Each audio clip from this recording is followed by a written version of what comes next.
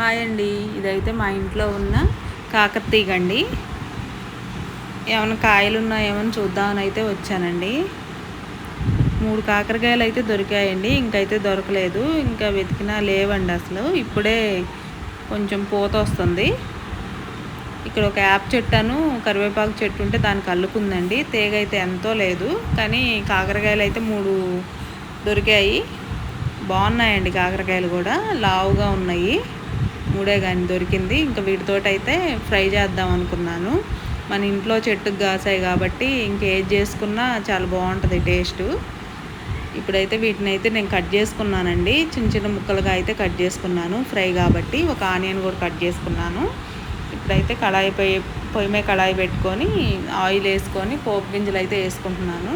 ముందైతే పచ్చెనపప్పు మినపప్పు వేసుకున్నా అండి. ఆ తర్వాత ఆవాలు, అలాగే జీలకర్ర, ఎండుమిర్చి కూడా వేసుకుంటున్నానండి.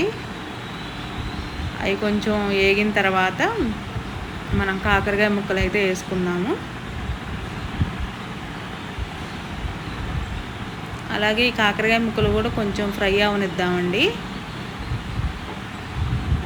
అప్పుడు ఇందులో కొంచెం పసుపు, అలాగే కొంచెం సాల్ట్ కూడా వేసుకుందాము. మూత పెట్టుకొని కొంచెంసేపు మగ్గనిద్దామండి. ఈ కొంచెం మగ్గిన తర్వాత ఇందులోకి ఉల్లిపాయ ముక్కలు వేసుకుందామండి. ఈ ఉల్లిపాయ ముక్కలు మనం కాకరకాయ ముక్కలతో పాటే ముందే వేసుకుంటే ఉల్లిపాయ ముక్కలు మాడిపోతాయండి. అందుకని మనం ఇప్పుడు వేసుకున్నాం అనుకోండి, 2 సమానంగా ఫ్రై అవుతాయి. టేస్ట్ కూడా బాగుంటుందండి. మనకి ఉల్లిపాయ ముక్కలు మాడిపోతే అంత టేస్ట్ అనిపించదు కాకరకాయ ఫ్రైలో. అందుకని ఇప్పుడు యాడ్ చేసుకున్నాను. ఇప్పుడైతే మనం వెల్లుల్లిపాయలు దంచుకుందామండి. అందులో కారం కూడా వేసుకొని దంచేసి పక్కన పెట్టేసుకుందాము.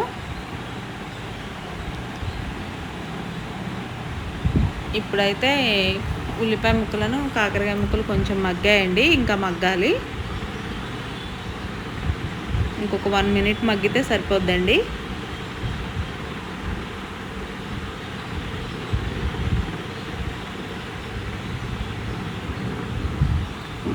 ఇంక ఇప్పుడైతే ఇందులోకి వెల్లుల్లిపాయ ముద్ద, అలాగే సాల్ట్ వేసుకొని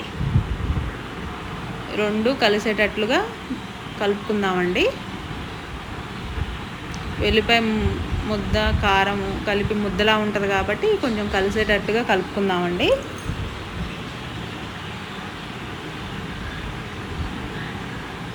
ఇంక ఇప్పుడైతే స్టవ్ ఆపేద్దాము.